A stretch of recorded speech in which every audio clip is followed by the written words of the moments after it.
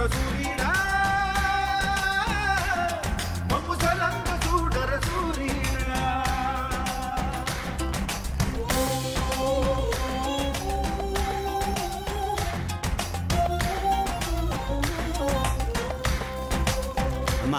నిన్ను మళ్ళా చూస్తాననుకోలేదే. ఇదిగో ఈయన దయ వల్లే మళ్ళా ఇక్కడికి వచ్చాను. 100 ఏళ్ళు చల్లగా ఉండయ్యా. ఆ ఎడారిలోనే అయిపోతాను అనుకున్నాను, ఈయనే మనల్ని ఇలా కలిపింది. మా బిడ్డకి నీ పేరే పెట్టుకుంటామన్నా. भैया यही सब लोगों की वजह से मैं यहाँ तक पहुँचा। अल्लाह आपका भला करेगा भैया। ఈ ప్రేమలు అపేక్షలు సెంటిమెంట్సే ఇండియా అంటే. ఇండియా ఈజ్ గ్రేట్, మేరా భారత్ మహాన్, ఐ లవ్ ఇండియా. ఈ ఆనందంలో నేను మందు మానేస్తున్నాను. నీ మాట మంచితనంతో అక్కడ వాళ్ళని కదిలించావు, వీళ్ళని ఇక్కడికి తీసుకొచ్చావు. వీళ్ళని ఇలా చూస్తుంటే కళ్ళు చెమ్మగిలుతున్నాయి. ఎంత ఎదిగిపోయావయ్యా. సార్, నా మీద మా వాళ్ళ మీద పడ్డ నింద మాపుకోవాలి సార్. నేను మళ్ళీ కలుస్తాను sir. God bless. All the best. All the best. వస్తాను సార్. వాసు, వీళ్ళందరూ చూస్తుంటే మా అమ్మ నాన్న గుర్తొస్తున్నారు. మన ఊరు వెళ్దాం. లేదురా, ముందు మన మీద పడ్డ మచ్చ మాపుకోవాలి. రంగాచారి, నువ్వు శ్రీకాకుళం వెళ్ళు. అలాగే. మేము ఆ కవిగారి సంగతి చూసుకొని వస్తాం. ఉపకారములోన కలము ముక్కును ముంచి సినిమాకునే కథల్ రాసి పోసి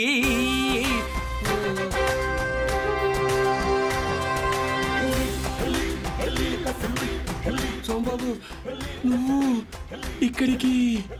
నేనే జైలు నుంచి వచ్చా, జామకాయ ముక్కలు తిందామని. బాగుంది. డబ్బులు ఇచ్చే కొన్నావా? దుబాయ్ నుంచి వచ్చారు, నువ్వు పంపించడోళ్ళే. మొక్కలు బాగున్నారా? తీసుకోండి. మమ్మల్ని దొంగల్ని చేస్తావరా?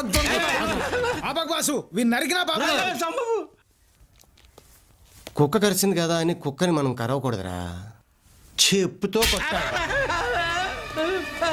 సార్, వీడే సార్. ఆ విగ్రహాల దొంగతనం కేసు నా పైన మోపింది వీడే సార్. నా ఫ్రెండ్స్ని దుబాయ్ పంపించింది కూడా వీడే సార్. సార్, నేను మంచివాడిని. మీరెంతో రిస్క్ తీసుకొని నన్ను జైల్లో నుంచి బయటికి తీసుకొచ్చారు. మీ మీద నమ్మకంతో మా ఫ్రెండ్స్ని తీసుకొచ్చాను. మీరు పెద్ద మనసు చేసుకొని మా వాళ్ళకి హెల్ప్ చేయండి సార్. మీ ఊరు వదిలి వెళ్ళిపోవడానికి వీడే కారణం సార్. వీడే మమ్మల్ని భయపెట్టి దుబాయ్ పంపించాడు. అక్కడ తిండి లేక, ఉద్యోగాలు లేక నానా అవస్థలు పడ్డాం సార్. ఎవడరా నువ్వు? కవిని, రచయితని. మరి తెల్ల కాగితాలు ఖరాబ్ చేయక వాడు ఫ్యూచర్ ఎంత ఖరాబ్ చేసావు?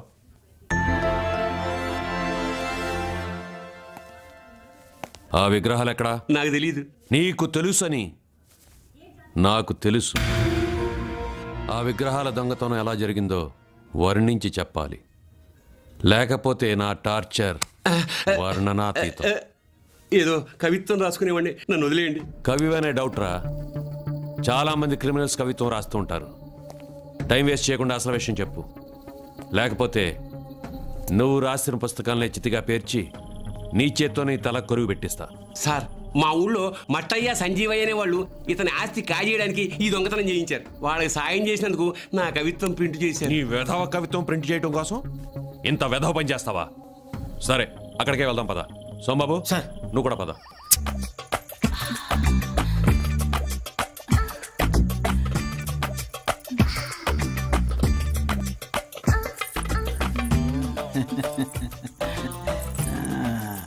పొగరు వగరు ఉన్న ఫిగర్వి, ఎప్పుడు చూసినా ఫ్రెష్ కన్యలాగా ఉంటావు. నీ వయ్యారం నాకు వయాగ్ర, నువ్వే నాకు ఆగ్ర. బయట జనానికి నేను భగవంతుణ్ణి అయినా నీకు మాత్రం బానిసని. ఒట్టి మాటలేనా? చేతులేమైనా ఉన్నాయా? శృంగారంలో కంగారు పడకూడదు, నిదానమే ప్రధానం. నీ నిదానంతో నాకు నిద్ర వస్తోంది. పడుకో. మరి నువ్వేం చేస్తావు? కాళ్ళు పిసుకుతా, మెటికలు విరుస్తా. నువ్వు లేచిన తర్వాత ఏం చేయాలో ప్లాన్ చేసుకుంటా. సన్నాసు అనిపించావు. అవును, అందుకే నిన్ను కూడా మా ఫీల్డ్లోకి వచ్చేయమన్నా. మన రాష్ట్రంలో స్వామీజీలు ఎక్కువ, మాతాజీలు తక్కువ. నువ్వు కూడా మాతాజీగా మారిపోయావనుకో, మంచి గిరాకీ ఉంటుంది మార్కెట్లో. మారితే ఏంటి లాభం? మహానాయకులే వచ్చి నీ కాళ్ళ మీద పడతారు. ఇప్పుడు నా కాళ్ళే పిసుకుతున్నారుగా. అయినా దేవుళ్ళు పురాణాల గురించి చెప్పడానికి నాకేం తెలియదుగా. నాకు మాత్రం తెలిసి చచ్చా. పొద్దున్నే టీవీ ఛానల్స్ లో అందరూ చెప్పే పురాణాలు విని అవే చెబుతుంటా. నాకు బాగా పాపులారిటీ రాలా, అలాగే నీకు కూడా పాపులారిటీ వస్తుంది. ఇసేళ్ళొక ముళ్ళు.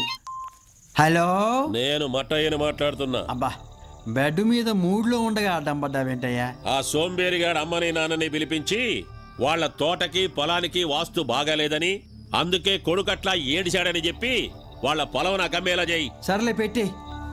నాకు 3 నెలలకు ఒకసారి మూడొస్తుంది. ఇప్పుడు వచ్చింది. ఈడు పాడు చేశాడు. మళ్ళీ ఎప్పుడో.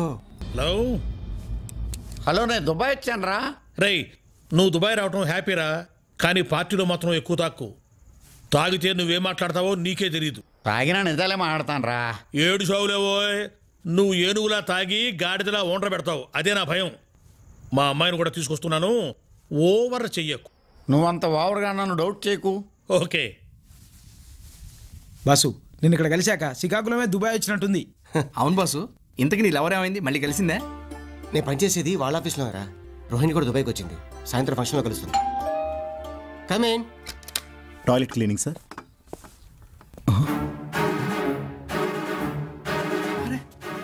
రంగాచారి. సోంబాబు. రంగాచారి, నువ్వెక్కడా? ఏంటిది? కర్మ. దుర్గగుళ్ళో ఈ చేతులతో అమ్మవారి ప్రసాదం, పూజా కుంకుమ అమ్మేవాణ్ణి. అదే జీతానికి ఇక్కడ పాకిదుర్లు కడుగుతున్నాను. ఎలా జరిగింది? ఎలా? ఎక్కువ జీతం వస్తుందన్న ఏజెంట్ మాటలు నమ్మి ఇక్కడికి వచ్చాను. అమ్మవారి గుడిలో ఉద్యోగం అని ఇక్కడికి వచ్చినందుకు తగిన శాస్తే జరిగింది. ఈ విషయం ఊళ్ళో ఎవరికీ చెప్పొద్దు ప్లీజ్. బాధపడుతూ ఎందుకు ఇక్కడ? ఇండియాకి వచ్చే. అదే ఎలా రావాలో తెలియడం లేదు. బాధపడకు, నేను ఇండియాకి నేను తీసుకెళ్తాను.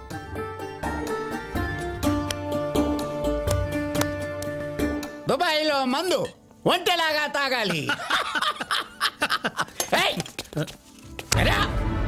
ఇండియన్ రెస్టారెంట్లో ఇండియన్ సర్వర్ అయి ఉండి ఒక ఇండియన్ తాగుతున్న ఫారెన్ లిక్కర్ వెలకబోస్తావా?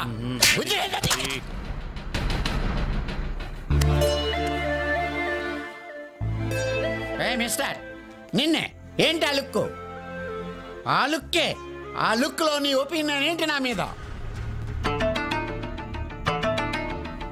చెప్పే, టెల్ మీ. ఇంతమందిలో చెప్తే బాగోదులేండి. ఎంతమందిలోనూ చెప్పాల్సిందే. నేను రాను. అతను నాకు చాలా నీచంగా చూశాడు. ఆ చూపుకు అర్థం ఏంటో చెప్పి తీరాల్సిందే. మీరే చెప్పారుగా. అంటే నేను నీచున్నా? ఆఫ్టర్ ఆల్ ఒక గొట్టంగాడి గురించి ఇంకో గొట్టంగాడు నన్ను గొట్టంగాడు అన్నాడు. ఊరుకోరా, వాళ్ళతో ఏంటి? నేను ఈ పార్టీలో ఉండాలంటే నా మీద వీడికి ఏం అభిప్రాయం ఉందో తెలవాలి. అతను నాకు అపాలజీ చెప్పి తీరాలి. లేకపోతే ఫ్లైట్లో ప్యారిస్ వెళ్ళి ఈఫిల్ టవర్ నుంచి దూకేస్తా. అపాలజీ చెప్పబోయా ఆయనకి? పూర్తి చెప్పబోయా.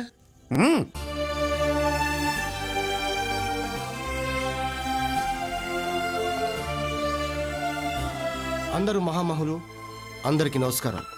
సార్, నేను చేయని తప్పుకి నన్ను అపాలజీ చెప్పమన్నారు. ఏమని చెప్పండి సార్? ఓ సర్వర్ కుర్రాడిని మైకోలో చంప మీద కొడితే అతను లేవదీశాను. అదే నేను చేసిన తప్పు. పెద్దోళ్ళంతా నాదే తప్పు అంటున్నారు. తప్పకుండా అపాలజీ చెప్తాను సార్. రెస్పెక్టెడ్ సార్, మీరందరూ మేధావులు, విద్యావంతులు, ఇండియాలో పుట్టి ఇండియాలో పెరిగి ఇంటర్నేషనల్గా ఎదిగినోళ్ళు. మీ పిల్లలు ఫారెన్ వెళతారు, ఫారెన్లో చదువుతారు, అక్కడ ఉద్యోగాలు స్థిరపడతారు. వాళ్ళకు మీరు వెనకాల నుండి గైడ్ చేస్తారు. అక్కడ వాళ్ళకి ఏ ప్రాబ్లం వచ్చినా మీ డబ్బుతో పలుకుబడితో సాల్వ్ చేస్తారు. ఇక్కడికి వచ్చే కుర్రాళ్ళు ఇండియాలో చదువు లేక, పనులు లేక, తిండి లేక, ఇల్లు గడవక, బతు తెరువు కోసం అప్పులు చేసి దగాపడి ఇక్కడికి వస్తారు. నా అనేవాళ్ళు లేక, ఈ వాతావరణం పడక, ఎండకి ఎండిపోతూ చచ్చిపోతూ బతుకుతుంటారు సార్. అలాంటి వాడిని, మీ దేశం కుర్రాన్ని, మీ బిడ్డ లాంటి వాడిని ఆయన తాగి కొట్టాడు సార్. దీనికి మీరందరూ కలిసి ఆయనకి అపాలజీ చెప్పన్నారు. ఓకే, నేను చేయని తప్పుకి అపాలజీ చెప్తాను. కానీ ఆయన చేసిన తప్పుని ఆయన దిద్దుకుంటారండి. ఎలా దిద్దుకోవాలో నేను చెప్తాను. ఇండియాలో ఇలాంటి వాళ్ళకి ఉద్యోగాలు ఇస్తే ఇక్కడికి వచ్చి బాధపడక్కర్లేదు సార్. చాలామంది బిజినెస్ మ్యాగ్నెట్స్ ఫారెన్ టూర్ వెళ్తూ వాళ్ళ సరదాల కోసం లక్షలు లక్షలు ఇచ్చి అమ్మాయిని తీసుకెళ్తారు. 15,000తో వాళ్ళు ఇండియాకి తీసుకెళ్ళచ్చు. వీసాలు చెల్లక, పాస్పోర్ట్లు లేక నానా బాధలు పడుతున్న ఆ కుర్రవాళ్ళని వాళ్ళ అమ్మా నాన్న దగ్గరికి తీసుకెళ్ళండి సార్.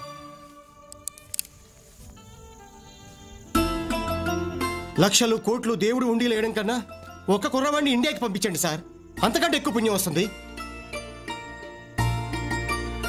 మీ వాల్యుబుల్ టైం వేస్ట్ చేసినందుకు, నా మనసులో మాట చెప్పినందుకు నన్ను క్షమించండి. ఇలాంటి వాళ్ళకి హెల్ప్ చేయండి. Mister, I want to speak 2 minutes. Friends, నేను చేసిన తప్పేంటో నాకు బాగా అర్థమైంది. నా తప్పు నాకు ధైర్యంగా చెప్పినందుకు ఇతనికి నేను థ్యాంక్స్ చెప్తున్నాను. నేను కొట్టిన ఆ సర్వర్కి అపాలజీ చెబుతున్నాను.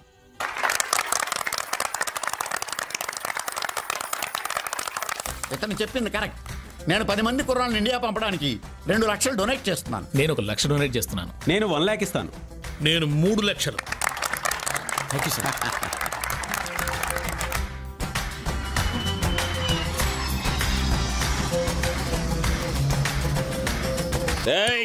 ఎవర్రా ఆ టీవీ సౌండ్ తగ్గించండి. పోలీసు హారన్లు గోల ఎక్కువైపోయింది. టీవీలో పోలీస్ హార్న్ కాదు బావా, నిజంగానే పోలీసులు వస్తున్నారు చూడు. మట్టయ్య, సంజీవయ్య ఆ విగ్రహాలు ఎక్కడ చేర్చారు? విగ్రహాలేమిటి?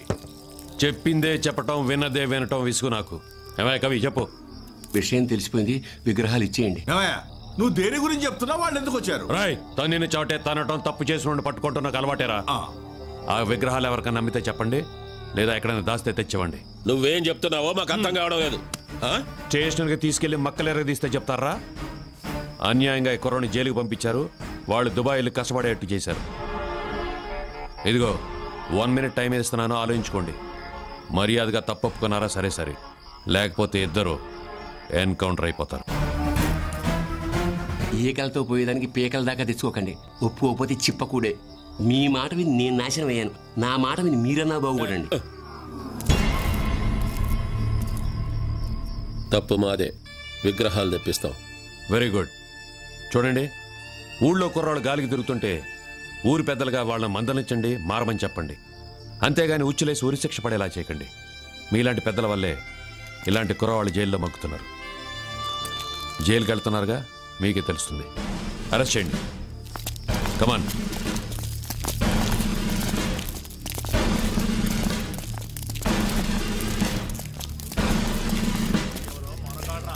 సోంబాబు, ఆల్ ద బెస్ట్ అయ్యా. Thank you sir. జీవితంలో అన్ని మంచి పనులు చేస్తూ హాయిగా బతకండి. Okay, thank you sir. తీసుకురండి.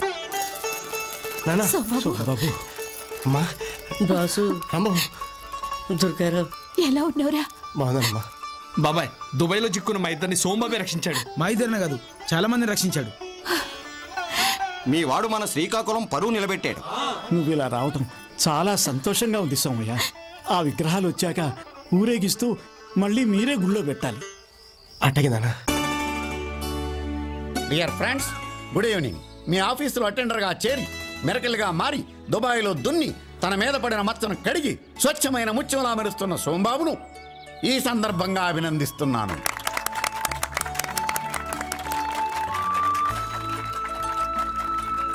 డియర్ ఫ్రెండ్స్, అందుకే ఈ గెట్ టుగెదర్ ఏర్పాటు చేశాను. ఒకప్పుడు సోంబేరిగా ముద్రపడ్డ సోంబాబు ఇప్పుడు స్నేహితులకు సహాయకారి, ఊరికి ఉపకారి. చూడండి, చదువుకోవడానికి బతికించేవాడిని, ఉద్యోగం లేక ఊరికే కూర్చునేవాడిని సోంబేరి అంటాం. కానీ అసలు సోంబేరి ఎవరో తెలుసా? తెలీదు సార్. ఎలక్షన్ రోజున ఓటు వేయడానికి సెలవిస్తే పేకాడుతూ ఓటేని వాడు సోంబేరి.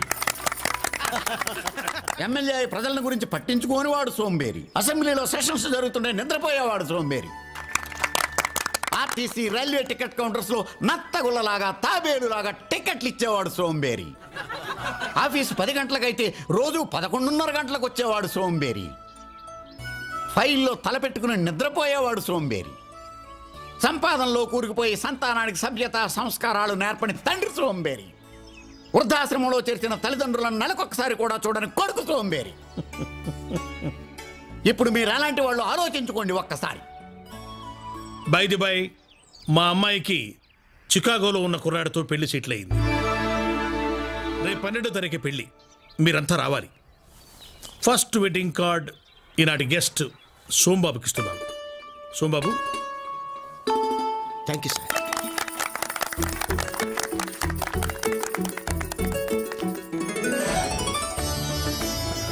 సార్, ఇందులో నా ఫోటో.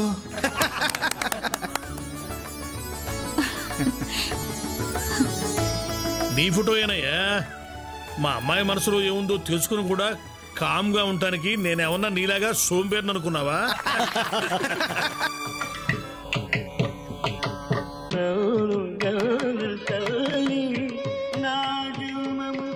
నేడు సబలమ్మాయి అమ్మా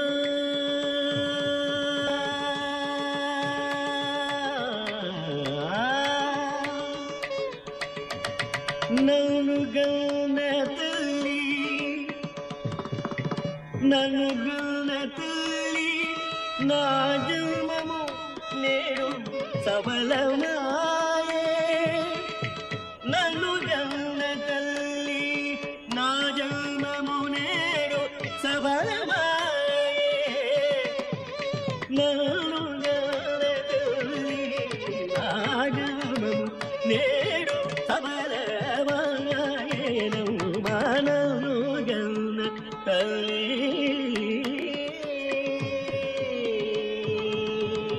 పట్టు పట్టు చెయ్యబట్టు చిన్నదాని చెంగేబట్టు నన్ను నిలుగాచి పెట్టు ఓ పుల్లోడా హాయ్ కట్టు కట్టు చీరే కట్టు ఉంటే చూపు దూరేటట్టు నోరు కాస్త ఊరేటట్టు ఓ బుల్లమ్మ